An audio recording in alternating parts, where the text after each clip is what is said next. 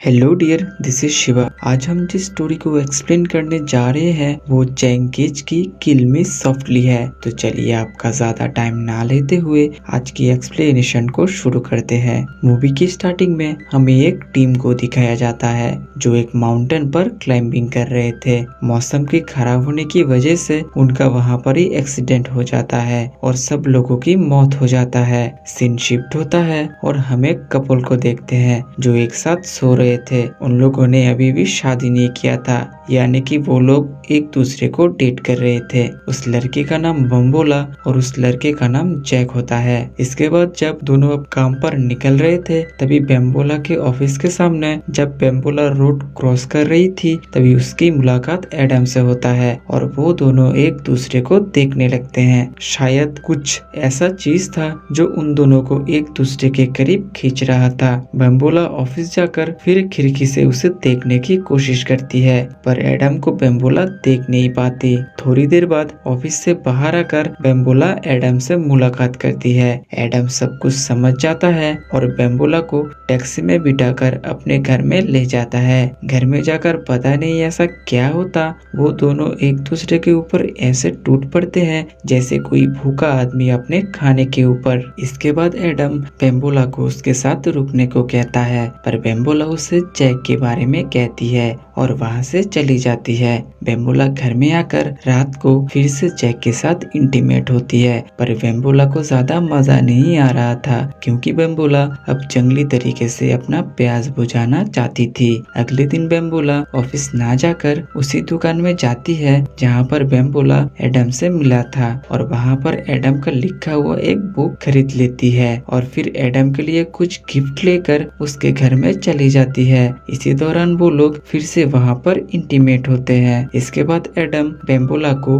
परिजात के बारे में बताता है जो माउंटेन में क्लाइंबिंग करते हुए मारी गई थी, जो हमने स्टोरी के पहले सीन में देखा था। तभी हम देखते हैं कि बेम्बोला एडम के पास से आते वक्त बहुत खुश होती है। उसी दिन रात को जब जैक टीवी देख रहा था तभी बेम्बोला जैक को छोड़ने की बात करती है, जिसे सुनकर जैक बहुत हैरान था क्योंकि ना तो उनके बीच में कोई झगड़ा हुआ था और ना कोई परेशानी थी। इसलिए जैक बहुत गुस्सा हो जाता है और बेम्बोला को वहाँ से चले जाने के लिए कहता है। वहाँ से बेम्बोला सीधा एडम के घर में जाती है जहाँ पर बेम्बोला की बात दीपिका से होता है जो एडम का बहुत अच्छी दोस्त होती है और वो घर भी दीपिका का था। एडम के घर पे कुछ काम चल रहा था इसलिए वो इस घर में आके रहता था। दीपिका बेम्बोला को कहती है एडम ने उसके बारे में सब कुछ बता दिया है और फिर बेम्बोला दीपिका से एडम का एड्रेस लेती है और वहाँ पर पहुँच जाती है पर एडम वहाँ पर नहीं होता, इसलिए बेम्बोला बाहर ही उसका इंतजार करती रहती है। फिर जब एडम आता है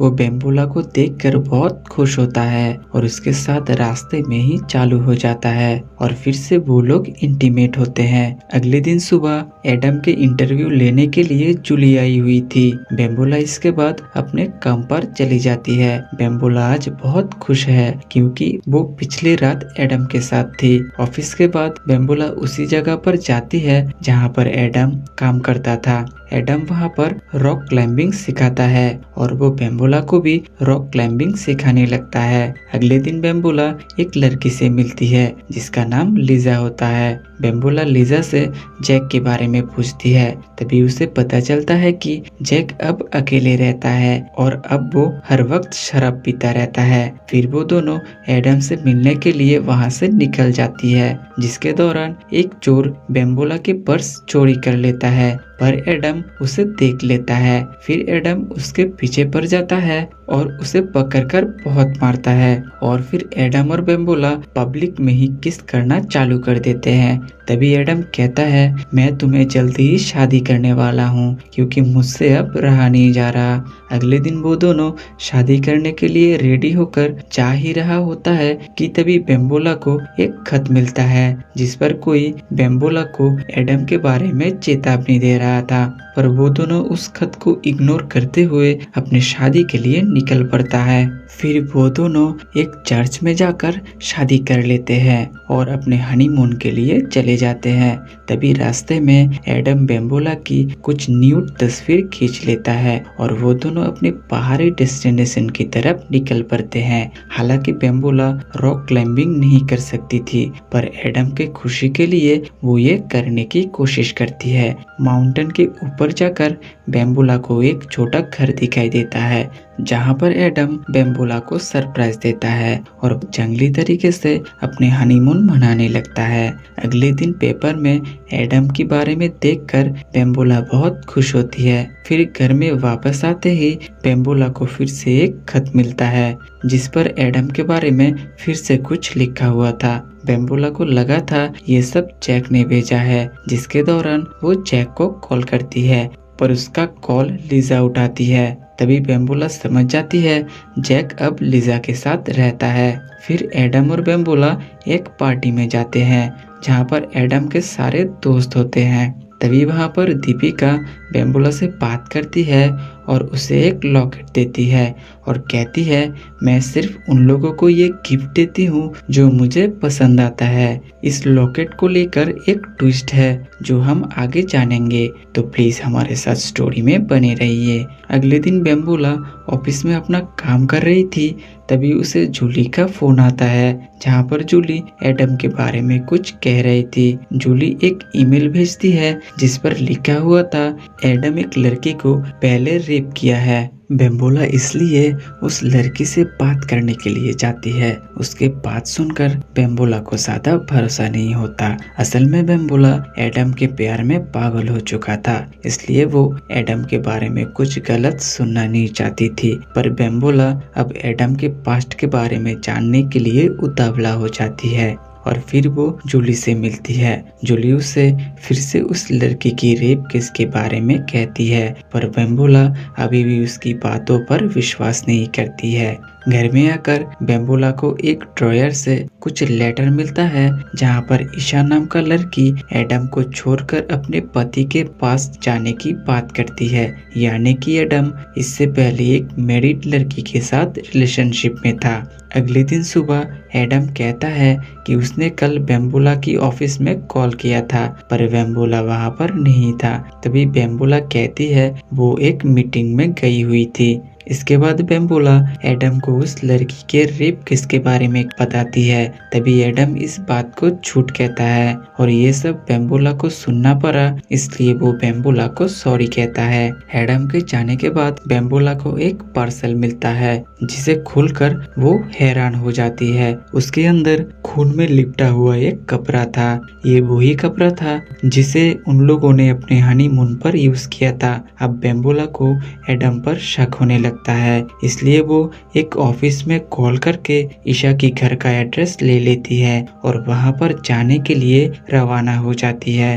ईशा के घर में जाकर बेम्बोला को पता चलता है कि ईशा पिछले 8 महीनों से गायब है और वो किसी से कांटेक्ट करने का भी कोशिश नहीं करी है। तभी वहाँ पर एक एल्बम में बेम्बोला को ईशा की एक तस्वीर मिलता है, जहाँ पर वो पूरी न्यूड होती है, जिसको एडम ने ही खींचा था। तभी बेम्बोला को पूरी तरह एडम पर शक हो चुका था, क्योंकि एडम ने बेम्बोला का भी बिल्कुल वैसा ही न्यूड पिक्चर क्लिक किया था। इसलिए उन पिक्चर को लेकर बेम्बोला फिर से वापस अपने घर चली आती है। घर में आकर वो एडम को पुकारती है, पर एडम कोई उत्तर नहीं देता। तभी एडम अचानक आकर उसे एक टेबल पर बांध देता है और उसे किस करने की कोशिश करता है, पर बेम्बोला एडम को किस करना नहीं चाहती थी। दरअसल एडम बेम्बोला पर नजर रख रहा होता है। वो कहाँ जा रही है, किससे मिल रही है, सब कुछ एडम देख रहा था। जब बेम्बोला ईशा के चिट्ठी के बारे में कहती है, तभी एडम खुद उसे सब चिट्ठी दिखा देता है और कहता है उसने बेम्बोला से कुछ नहीं छुपाया है। ये तो बस एक उसकी लाइफ का काला सच है जो एडम बेम्बोला को बताना नहीं चाहता था, ताकि उनके रिश्तों पर कोई दाग ना आए। पर बेम्बोला अब एडम से डरने लगा था, इसलिए बेम्बुला एडम को बाथरूम जाने की नाम देकर वहाँ से भाग जाने लगती है। एडम भी उसे खोजते हुए उसके पीछे पीछे दौड़ा चला जाता है, पर एडम बेम्बुला को ढूंढ नहीं पाता। बेम्बुला ये सब कुछ एक पुलिस ऑफिसर को बताती है और कहती है फिर से ईशा की केस को ओपन करने के लिए, पर बेम्बुला के पास कोई पुख्ता सबूत नहीं था, इसलिए वो केस अब फिर से ओपन नहीं हो सकता। तभी बेम्बुला दिखता है कि एडम बेम्बुला को ढूंढने के लिए पुलिस स्टेशन आया हुआ है। बेम्बुला अब पूरी तरह से कंफ्यूज हो चुका था, इसलिए वो भागते हुए दीपिका के पास आती है और तभी उसे पता चलता है कि पारिजात एडम को छोड़ना चाहती थी, इसलिए एडम ने उसे माउंटेन में ही मार दिया था। दीपिका एडम का दोस्त है, इसलिए वो ये बात किसी को नहीं बताई थी। तभी दीपिका को ईशा के बारे में पता चलता है। फिर दीपिका बेम्बुला को एक चर्च की तरफ ले जाने लगती है, क्योंकि उसे लगा था एडम ने शायद ईशा को वहाँ पर ही मारा होगा। रास्ते में दीपिका कहती है बेम्बुला को जो भी चेतावनी वाला खत मिला था वो सब दीपिका ने ही भेजा था। वो नहीं चाहती थी एडम बेम्बुला के साथ कुछ ऐसा गलत काम करे जो उसने पारिजात के साथ किया था। इस तरफ एडम बेम्बुला को ढूंढते हुए दीपिका के घर में पहुंच जाता है और उन दोनों लड़कियों की न्यूड पिक्चर को देखकर वो भी चर्च की तरफ जाने लगता है। दीपिका और बेम्बुला वहाँ पर पहुँच जाती है और वो दोनों मिट्टी की खुदाई करना चालू कर देती है, पर दीपिका अलग जगह पर खुदाई करने लगती है। तभी बेम्बुला को एक लाश मिलता है जिसके गले में वही लॉकेट था जिसको दीपिका ने बेम्बुला को दिया था। तभी बेम्बुला दीपिका से जब उस लॉकेट के बारे में पूछती है तभी बेम्बुला को सब कुछ पता चल जाता है कि पारिजात और ईशा को दीपिका ने ही मारा था। तभी दीपिका बेम्बुला को भी मारने की कोशिश करती है, पर तभी वहाँ पर एडम आकर उसे बचा लेता है। इसी दौरान जब दीपिका एडम को भी मारने वाला था तभी बेम्बुला एक फायर गन शूट करके दीपिका को मार देती है। इस इंसिडेंट के बाद एडम और बेम्बुला अब साथ नहीं रहता है। फिर हमें 2 साल बाद का सीन दिखाया जाता है जहाँ पर एक एयरपोर्ट पर वो दोनों की मुलाकात फिर से होता है, पर वो एक दूसरे से बात नहीं करते और यहाँ पर ही इस ब्यूटीफुल स्टोरी का ये एंड हो जाता है। हमारे साथ स्टोरी में आखिर तक रुकने के लिए आपका बहुत बहुत शुक्रिया। आपका वैल्यूएबल कमेंट का इंतजार रहेगा। Thank you for watching.